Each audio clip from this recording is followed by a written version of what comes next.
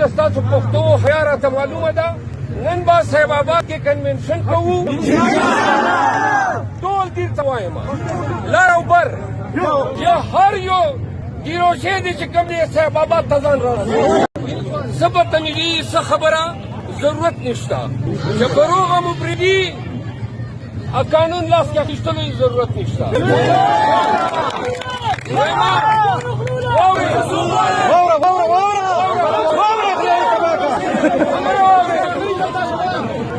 دا کنونشن سهار نه دې کوشش وکړو چې تاسو ونیسي لارې ونیسي خو چې ولس همت کوي څوک یې هم نشي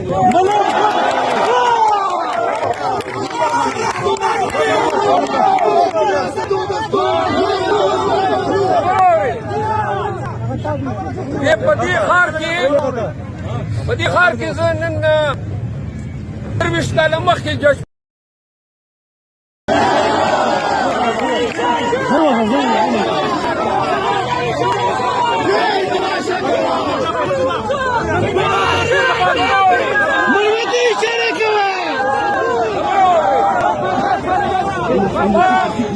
سبا زموږ کنونشن دی خبرو